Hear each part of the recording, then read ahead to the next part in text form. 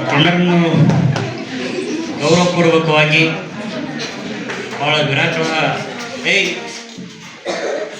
ರೂಪದಲ್ಲಿ ಗುಣಗಾನ ಮಾಡಿ ಸ್ವಾಗತಿಸಿ ವೇದಿಕೆಯನ್ನು ಅಲಂಕರಿಸಿದಂತಹ ಹಸನ್ ರಾವತ್ ಸರ್ ಅವರು ಕೂಡ ನಿಮ್ಮೆಲ್ಲರ ಪರವಾಗಿ ಸ್ವಾಗತವನ್ನು ಕೋರ್ತಾ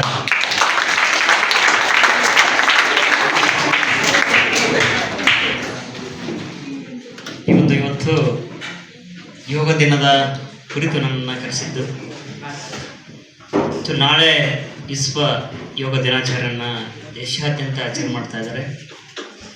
ನನಗೆ ನಾಳೆ ಜಿಲ್ಲಾ ಆಡಳಿತದಲ್ಲಿ ಅಲ್ಲಿ ಯೋಗ ದಿನಾಚರಣೆ ಆಚರಣೆ ಮಾಡಲ್ಲ ಅಲ್ಲಿ ಇರೋದರಿಂದ ಆಗಲ್ಲ ಅಂತ ಹೇಳಿದೆ. ಅದಕ್ಕೆ ಸರಿ ಇವತ್ತು ಬನ್ನಿ ಅಂತ ಹೇಳಿದರು.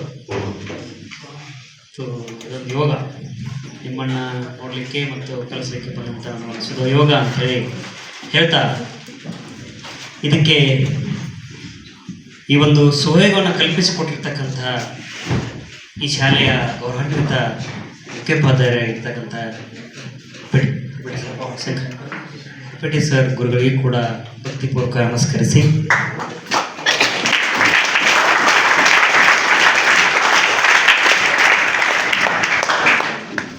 ಅದೇ ರೀತಿ ನಾನೇನು ಕಮ್ಮಿ ಇಲ್ಲ, ಜ್ಞಾನದ ಭಂಡಾರವನ್ನು ಮಕ್ಕಳಿಗೆ ಉಣಬಡಿಸಲಿಕ್ಕೆ ನಾನು ಬಂದಿರೋದು. ಅದನ್ನು ನಾನು ಸದಾ ಮಕ್ಕಳಿಗೆ ನಾನು ಜ್ಞಾನವನ್ನು ಹಂಚಲಿ ಅಂತಕ್ಕಂಥ ಉತ್ಸಾಹದಿಂದ ಹುಮ್ಮಸ್ಸಿನಿಂದ ಈ ಶಾಲೆಯಲ್ಲಿ ನಿಮಗೆಲ್ಲ ಗುರುಗಳಾಗಿ, ಗುರುಮಾತೆಯರಾಗಿ, ತಂದೆಯಾಗಿ, ಪೋಷಕರಾಗಿ, ಹಿರಿಯರಾಗಿ, ಅಣ್ಣರಾಗಿ ಆಗಮಿಸಿ ನಿಮಗೆ ಜ್ಞಾನವನ್ನು ನೀಡ್ತಕ್ಕಂಥ ಎಲ್ಲ ಗುರುಗಳಿಗೂ ಮತ್ತು ಗುರುಮಾತೆಗಳಿಗೆ ಗೌರವಪೂರ್ವಕವಾಗಿ ನಮಸ್ಕರಿಸಿ ಇವತ್ತಿನ ವಿಷಯ ಯೋಗ ಮುಗಿತು. ಬೆಳಗ್ಗೆ ನಮ್ಮದು ರಾಷ್ಟ್ರಧ್ವಜ ಅಂದರೆ ಒಂಥರ ಮೈಯೆಲ್ಲ ರೋಮಾಂಚನ ಆಗುತ್ತೆ. ನಿಮಗೆ ಗೊತ್ತಿರುವ ಹಾಗೆ ಕೆಲವೊಂದು ಘಟನೆಗಳನ್ನು ನಾನು ನಿಮಗೆ ಹೇಳ್ತೀನಿ. ಆ ಘಟನೆಗಳನ್ನು ನಿಮಗೆ ಹೇಳಿದ್ರೆ ನಿಜಕ್ಕೂ ಕಣ್ಣಲ್ಲಿ ನೀರು ಬರುತ್ತೆ ಮತ್ತು ಮೈ ರೋಮಾಂಚನ ಬರುತ್ತೆ. ಮಾತಾಡಬಾರ್ದು, ಬಟ್ಟೆ ಸಾಲ ನೇರ ಕೂತ್ಕೊಳ್ಳಿ. ಹಾಂ, ಆ ರಾಷ್ಟ್ರಧ್ವಜ ಹೆಸರು ಕೇಳಿದ್ರೆ ಮೈ ರೋಮಾಂಚನ. ಬಟ್ ಅದನ್ನು ಅಷ್ಟೇ ಭಾಳ ನಿಯಮಗಳು ಮಾತಾಡ್ಬಿಟ್ಟಿರುತ್ತೆ. ಆ ನಿಯಮಗಳು ಅಷ್ಟು ಬಹಳ ಕಠಿಣ ಐತಿ. ಅಂಥ ಪವಿತ್ರವಾದ ರಾಷ್ಟ್ರಧ್ವಜದ ಬಗ್ಗೆ ಇವತ್ತು ನಾವು ನಿಮಗೆ ಸ್ವಲ್ಪ ಮಾಹಿತಿ ಕೊಡ್ತೀವಿ. ಟೈಮ್ ಇಲ್ಲ, ಯಾಕಂದರೆ 1 ತಾಸು 2 ತಾಸು 2 ಸಾಲದು. ವಿದ್ಯಾರ್ಥಿಗಳೇ, ನಿಮ್ಗೆ ಗೊತ್ತಿರಬೇಕು, ನಮ್ಮ ಭಾರತದ ಮೇಲೆ ಅನೇಕ ದೇಶದಿಂದ, ಅನೇಕ ರಾಷ್ಟ್ರಗಳಿಂದ ನಮ್ಮ ಭಾರತದ ಮೇಲೆ ದಾಳಿ ಮಾಡ್ಲಿಕ್ಕೆ ಬರ್ತಾರೆ. ಪ್ರವಾಸಿಗರಾಗಿ ಬರ್ತಾರೆ, ದರೋಡೆಕೋರರಾಗಿ ಬರ್ತಾರೆ, ಕಳ್ಳರಾಗಿ ಬರ್ತಾರೆ. ಸಾಮ್ರಾಜ್ಯವನ್ನು ಲೂಟಿ ಮಾಡಿ ಸಾಮ್ರಾಜ್ಯವನ್ನು ಕೊಲ್ಲೆ ಹೊಡೆದು ಈ ದೇಶದಲ್ಲಿ ಬೇರೆ ಬೇರೆ ಜಾತಿ ಭಿನ್ನತೆಯನ್ನು ಹೆಚ್ಚಿಸಿ ಹಲವಾರು ವಿಚಾರ ಇಟ್ಕೊಂಡು ನಮ್ಮ ಭಾರತ ದೇಶದಲ್ಲಿ ಬರ್ತಾರೆ ಪರಕೀಯರು. ಬಂದು ಈ ಭಾರತದಲ್ಲಿರ್ತಕ್ಕಂಥ ಮುಕ್ತ ಮನಸ್ಥಿತಿಯನ್ನು ಅರ್ಥ ಮಾಡಿಕೊಂಡು ಆಡಳಿತ ಚುಕ್ಕಾಣಿ ಹಿಡ್ಕೊಂಡು ದಾಸ ಸಂಕೋಲಿಗೆ ನಮ್ಮ ಭಾರತ ಜನರನ್ನು ತಮ್ಮ ದಾಸ ಸಂಕೋಲಿಗೆ ಒಳಪಡಿಸಿಕೊಂಡು ಆಡಳಿತ ಚುಕ್ಕಾಣಿ ಹಿಡ್ಕೊಂಡು ಕೆಲಸ ಮಾಡ್ತಿರ್ತಾರೆ. ಅದರಲ್ಲಿ ಒಂದು ಇಂಗ್ಲೆಂಡಿನ ಒಂದು ಕಂಪ್ನಿ, ಈಸ್ಟ್ ಇಂಡಿಯಾ ಕಂಪ್ನಿ ಅಂತ ಒಂದು ಕಂಪ್ನಿ, ಅದು ಈಸ್ಟ್ ಇಂಡಿಯಾ ಕಂಪ್ನಿ ಅಂತ ಒಂದು ಇಂಗ್ಲೆಂಡಿನ ಒಂದು ಎಲಿಜಬೆತ್ ರಾಣಿ ಅಂತಕ್ಕಂಥ ಆ ರಾಣಿಯಲ್ಲಿ ಆಳ್ವಿಕೆಯಲ್ಲಿ ಮೇಲಧಿಕಾರಿಯಾಗಿ ಇರ್ತಾರೆ. ಅವರು ಭಾರತದ ಮೇಲೆ ಬರ್ತಾರೆ. ಅನೇಕ ಈ ರೀತಿ ಡಚ್ಚರು, ಫ್ರೆಂಚರು ಹಿಂದೆ ಬರ್ತಾರೆ. ಬಂದಂಥ ಸಂದರ್ಭದಲ್ಲಿ ಕೂಡ ಭಾರತ ಜನರಿಗೆ ಸ್ವತಂತ್ರ ಗಳಿಸ್ಬೇಕು, ಸ್ವತಂತ್ರದ ಬಗ್ಗೆ ಪರಿಕಲ್ಪನೆ ಇದೆ. ಅವರು ಬಂದರು ಏನೋ ಬಂದಾರ, ನಮ್ಮ ಜೊತೆ ಇರ್ತಾರ, ನಮ್ಮ ಜೊತೆ ಏನೋ ಹೊಸದು ಹೇಳ್ತಾರ, ಅವ್ರು ಕೂಡ ಹೋಗುವಂಥ ಮನಸ್ಥಿತಿ ಇತ್ತು. ಆಗ ಸುಮಾರು 200ಕ್ಕಿಂತ ಹೆಚ್ಚು ನಮ್ಮ ಭಾರತನ ಆಳ್ವಿಕೆ ಮಾಡ್ತಾರೆ. 200ಕ್ಕಿಂತ ಹೆಚ್ಚು ಆಳ್ವಿಕೆ ಮಾಡಬೇಕಾದ್ರೆ ಎಷ್ಟು ಕಠಿಣ ಶ್ರಮವನ್ನು ಭಾರತ ಜನರು, ಕಠಿಣತೆಯನ್ನು ಏನಾದರೂ ಕೇಳಿದ್ರೆ ಅವ್ರಿಗೆ ಗುಂಡಿಟ್ಕೊಳ್ಳೋದು, ಕಠಿಣ ಶಿಕ್ಷೆ ಕೊಡೋದು, ಆ ಕಠಿಣ ಶಿಕ್ಷೆ ಒಳಪಡಿಸ್ಕೊಳ್ಳೋಂಥ ಎಷ್ಟೋ ಇತಿಹಾಸ. ಅಂಥದ್ರ ಮಧ್ಯೆ ಸುಂದರಗೊಳಿಸ್ಬೇಕಾದ್ರೆ ಏನು ಮಾಡಬೇಕು ಅಂತಂದಾಗ ಯಾರಿಗೂ ಸುಂದರ ಬಗ್ಗೆ ಪರಿಕಲ್ಪನೆ ಇರಲಿಲ್ಲ, ಆದ್ರೂ ಬೆಳವಣಿಗೆ ಮಾತ್ರ ಇತ್ತು.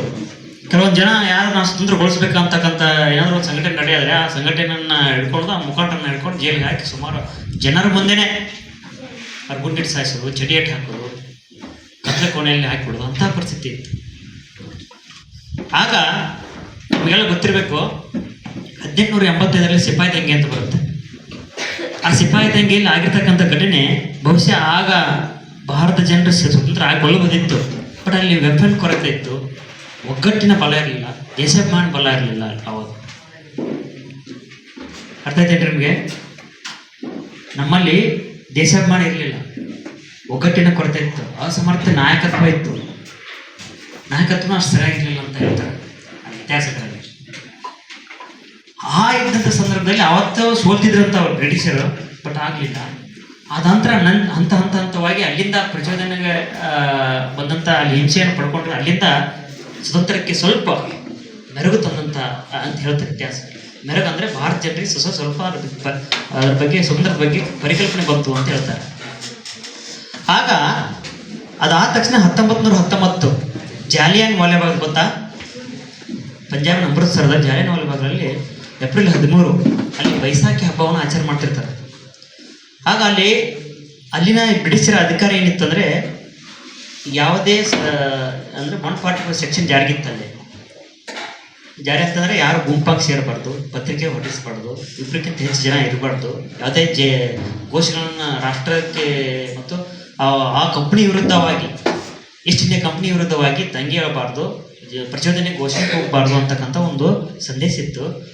ಅದನ್ನು ಇವು ಭಾರತ ಜನರು ಕೆಲವೊಂದು ಮಾಧ್ಯಮ ಕೊರತೆ ಇತ್ತು ಸ್ವಲ್ಪ. ಹೀಗಾಗಿ ಜನರು ಏನು ಮಾಡ್ತಿದ್ರು, ಒಂದು ಜನ ಅರೆಸ್ಟ್ ಮಾಡಿದ್ರು. ಆಗ ಹೋಗಿ ಇವ್ರು ಏನು ಮಾಡ್ತಾರೆ, ಅಲ್ಲಿ ಒಂದು ಅಮೃತ್ಸರದಲ್ಲಿ ಎಲ್ಲರೂ ಸೇರಿ ಸತ್ಯಾಗ್ರಹ ಮಾಡ್ಬೇಕಾರೆ, ಚಳವಳಿ ಮಾಡ್ಬೇಕು, ಒಂದು ಗುಂಪು ಸೇರ್ಕೊಂಡು ತಂತ್ರಗಳನ್ನು ರೂಪಿಸ್ಕೊಳ್ತಿರ್ತಾರೆ. ಆಗ ಜನರಲ್ ಡಯರ್ ಅಂತಕ್ಕಂಥ ಒಬ್ಬ ಕ್ರೂರ ವ್ಯಕ್ತಿ ಆ ಭಾರತದ ಜನರ ಮೇಲೆ 16 ಸುತ್ತು ಗುಂಡುಗಳನ್ನು ಹಾರಿಸ್ತಾರೆ. ಸೊ 300ಕ್ಕಿಂತ ಹೆಚ್ಚು ಜನರು ಸಾಯ್ತಾರೆ.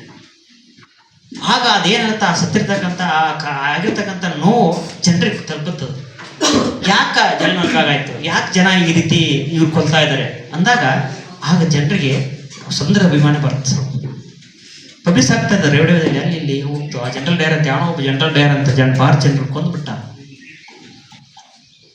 ಆವಾಗ ಜನರಿಗೆ ಏನಾಯ್ತು, ಸ್ವತಂತ್ರ ಅಭಿಮಾನ ಬರುತ್ತೆ. ಅದಾದ ನಂತರ ನೆಕ್ಸ್ಟ್ ನೋಡ್ರಿ, ನೀವು ಇತಿಹಾಸ ಬಿಟ್ಕೊಂಡು ಹೋಗ್ರಿ, 19, 20, 21, 22, 23, 24, 25, 26, 27, 28, 29, 30, 31 ಹಿಂಗೆ 35, 36 ಹಿಂಗೆ ಹೋಗ್ತಾ ವರ್ಷ ಒಂದು ಸತ್ಯಾಗ್ರಹ ಮಾಡ್ಕೋತ ಬರ್ತಾರೆ. ಕಾರಣ ಏನಂತಂದರೆ, ನಾವು ಅಸಮರ್ಥ ಸಂಘಟನೆ ಅಂತಂದಿಲ್ಲ, ಒಂದು ಸಂಘಟನೆ ಮಾಡಬೇಕಾದ್ರೆ ಸುಮಾರು ನನಗೆ ಒಂದು ಜಿಲ್ಲೆಯಲ್ಲಿ ಇದನ್ನ ಒಂದು ತಾಲೂಕು ಮಾಡಬೇಕಾದ್ರೆ ಸುಮಾರು ಒಂದು 4 ದಿನ ಬೇಕು. ಒಂದು ಟೀಚರ್ ಸೇರಿಸಿ ಒಂದು ಈ ರೀತಿ ರಾಷ್ಟ್ರಧ್ವಜ ಮಾಡಬೇಕಂದ್ರೆ 4 ದಿನ ಬೇಕು. ದೇಶಾದ್ಯಂತ ಸೇರಿಸ್ಬೇಕಲ್ಲ ಜನರನ್ನು, ಸುಮಾರು 1 ತಿಂಗಳು, 2 ತಿಂಗಳು, 1 ವರ್ಷ ಹಿಂಗೆ ಬೇಕಾಗ್ತದೆ. ಆದ ಕಾರಣ ಇತಿಹಾಸ ಐತೆ. 20 ಒಂದಾಯಿತು, 21 ಆಯಿತು, 22 ಆಯಿತು, ಹಿಂಗಿತ್ತೆ ಒಂದು ಸೇರಿಸಿ ನಾವು ಈ ಸತೆ ವಿಫಲ ಆಗಿವಿ. ಬ್ರಿಟಿಷರ ವಿರುದ್ಧ ನಾವು ಧ್ವಜ ಸತ್ಯಾಗ್ರಹ ಮಾಡಬೇಕಾದ್ರೆ ವಿಫಲ ಆಗಿ, ನೆಕ್ಸ್ಟ್ ಬೇಡ, ನಾಗ್ಪುರದಲ್ಲಿ ಮಾಡೋಣ, ಬೇಡ ಮಹಾರಾಷ್ಟ್ರದಲ್ಲಿ ಮಾಡೋಣ, ಅಲ್ಲಿ ಫೇಲ್ ಆಯ್ತು, ಮತ್ತೆ ಪಂಜಾಬ್ದಲ್ಲಿ ಮಾಡೋಣ, ಅಲ್ಲಿ ಫೇಲ್ ಆಯಿತು, ಮತ್ತೆ ಮಧ್ಯಪ್ರದೇಶದಲ್ಲಿ ಮಾಡೋಣ, ಅಲ್ಲಿ ಬೇಡ ಆಯಿತು, ಉತ್ತರ ಪ್ರದೇಶದಲ್ಲಿ ಮಾಡೋಣ. ಹೀಗೆ ಒಂದೊಂದು ದೇಶದಲ್ಲಿ ಒಂದೊಂದು ಸತ್ಯಾಗ್ರಹ ಮಾಡ್ತಾ ಸುದೀರ್ಘ ಸುಮಾರು ವರ್ಷಗಳು ಬಂದು ಒಂದು ರಾಷ್ಟ್ರಧ್ವಜ ಆಗಬೇಕಾದ್ರೆ ಅನೇಕ ಜನರು ಸಾವನ್ನಪ್ಪಿದ್ರು. 1919 ಆಗಿರೋಂಥ ಘಟನೆ ಇಡೀ ನಮ್ಮ ಏನು ಭಾರತದಲ್ಲಿರ್ತಕ್ಕಂಥ ರಾಷ್ಟ್ರೀಯ ನಾಯಕರು 1921ರಲ್ಲಿ ಅಸಹಕಾರ ಚಳವಳಿ ನೋಡ್ತಾರೆ, ಎಲ್ಲರೂ ಜೈಲಿಗೆ ಹೋಗ್ತಾರೆ. ಎಲ್ಲರೂ ಸುಮಾರು ಒಂದು ಜೈಲಿಗೆ ಹೋಗ್ತಾರೆ. ನಮ್ಮ ಜನರು ಕೊಂದ್ಬಿಟ್ರಲ್ಲಿ ನೀವು ಯಾಕಂತ ಪ್ರಶ್ನೆ ಮಾಡೋದಕ್ಕೆ ರಾಷ್ಟ್ರೀಯ ನಾಯಕರು ಎಲ್ಲರೂ ಹೋಗಿ ಜೈಲಲ್ಲಿ ಬಿಡ್ತಾರೆ. ಆಗ ಜಯಪ್ರಕಾಶ್ ನಾರಾಯಣ ಅಂತ ದಿಕ್ಕೆಟ್ಟು ಹೋದ ಸರ್ಕಾರಕ್ಕೆ ದಿಕ್ಕಿ ಕೊಟ್ಟ ಜಯಪ್ರಕಾಶ್ ನಾರಾಯಣ ಅಂತಂದು ಅವ್ರಿಗೆ ಬಿರುದು ಕೊಟ್ಟರೆ ಎಲ್ಲರೂ ಜೈಲಿಗಿದ್ರು. ಹೆಂಗಿತ್ತು ಅಂತಂದರೆ, ಕಪ್ಪು ಕೋಣೆ, ಈಗ ಇಷ್ಟು ಮಕ್ಕಳಾದ್ರೆ ಇದೊಂದು ಶಾಲೆಯಲ್ಲಿ ನೀವು ಇರುತ್ತೆ, ಸೊ ಇನ್ನೊಂದು 500 ಮಕ್ಕಳು ಇದು ಹಿಡಿಯಲಿದೆ. ಈ ರೀತಿ ಅವರು ಏನು ಮಾಡ್ತಿದ್ರು, ಟ್ರೈನಲ್ಲಿ ತುಂಬಿ ಜನರನ್ನು ಅರೆಸ್ಟ್ ಮಾಡ್ಕೊಂಬಂದು ತುಂಬಿ ಉತ್ತರ ಪ್ರದೇಶ, ಮಧ್ಯಪ್ರದೇಶ ಎಲ್ಲ ಜನರನ್ನು ಹಾಕಿಬಿಟ್ರು. ಅಲ್ಲಿ ಏನಾಯ್ತು, ಜನರು ಆ ನೋವಿಗೆ, ಆ ಸಂಕಟಕ್ಕೆ, ಹಸು ಎಲ್ಲಿ ಎಷ್ಟು ಜನ ಅಂತಾರೋ ಊಟ ಆಗ್ತಾರೆ ಹೇಳ್ರಿ, ಎಷ್ಟು ಜನ ಅಂತ ಆರೋಗ್ಯಕ್ಕೆ ತೊಂದರೆ ಇರ್ತದೆ ಅವ್ರಿಗೆ, ಆರೋಗ್ಯ ಕೆಟ್ಟು ಸತ್ರು, ಅಸತ್ವ ಆಹಾರ ಕೊಡ್ತಾ ಇದ್ರು, ಆಹಾರ ಸರಿ ಇರ್ತಿರ್ಲಿಲ್ಲ, ಹಿಂಗೆ ಅಷ್ಟು ಜನ ಸಾಯ್ತಾ ಇದ್ರು. ಜನ ಹೆದರಿ ಸರ ನಮ್ಗೆ ಬಿಟ್ಬಿಡ್ರಿ ಅಂತ ಬೋರಾಡ್ ಹೇಳ್ತಾ ಇದ್ರು, ಬಿಡಿ ಸರ್ ಕೇಳ್ತಾ ಇದ್ರಂತ. ನಮ್ಗೆ ಕ್ಷಮ ಮಾಡಿಬಿಡ್ರಿ, ನಾವು ಬರಲ್ಲ, ನಮ್ಗೆ ಬಿಟ್ಬಿಡಿ, ನಾವು ಬದುಕ್ತೀವಿ, ನಮ್ಮನ್ನ ಅರೆಸ್ಟ್ ಮಾಡಿಬಿಡ್ರಿ ಅಂತ ಹೇಳಿ ಅವ್ರ ಕಾಲು ಬೀಳ್ದಂತ, ಬ್ರಿಟಿಷರ್ ಕಾಲು ಹಿಡ್ಕೊತಿದ್ರಂತ. ಅದಕ್ಕೆ ಅವ್ರೇನು ಹೇಳಿದ್ರು, ನೀವು ಯಾವುದೇ ರಾಷ್ಟ್ರೀಯ ನಾಯಕರನ್ನ ಒಲುವಿಗೆ ನೀವು ಬಂದಿಲ್ಲ, ನೀವು ಇನ್ನೊಮ್ಮೆ ಏನಾದರೂ ಕ್ಷಮಾಪಣೆ ಪತ್ರ ಬರೆದು ಕೊಡ್ರಿ, ಇನ್ನೊಮ್ಮೆ ನಿಮ್ಮ ರಾಷ್ಟ್ರದ ಕಂಪ್ನಿ ವಿರುದ್ಧವಾಗಿ ಘೋಷಣೆ ಹೋಗೋದಾಗಲಿ ಅಥವಾ ಹರ್ತಾಳ ಮಾಡೋದಾಗಲಿ, ರಾಷ್ಟ್ರಧ್ವಜ ಸತ್ಯಾಗ್ರಹ ಮಾಡೋದಾಗಲಿ ಬರೋದಿಲ್ಲ ಅಂತ ಕ್ಷಮಾಪತ್ರ ಬರೆದು ಕೊಡ್ರಿ ಅಂತ ಹೇಳಿದಾಗ ಇಡೀ ಭಾರತ ಜನರು ಕ್ಷಮಾಪಣೆ ಬರ್ತು ಕೊಟ್ಟರು. ಆಗ ರಾಷ್ಟ್ರೀಯ ನಾಯಕರಿಗೆ ಏನಾಯಿತು, ಬಹಳ ಹಿನ್ನಡೆ ಆಯಿತು. ಸುಭಾಷ್ ಚಂದ್ರ ಬೋಸ್ ಅವರಿಗೆ, ಮಹಾತ್ಮ ಗಾಂಧೀಜಿಗೆ, ಜವಾಹರ್ಲಾಲ್ ನೆಹರು ಅವರಿಗೆ,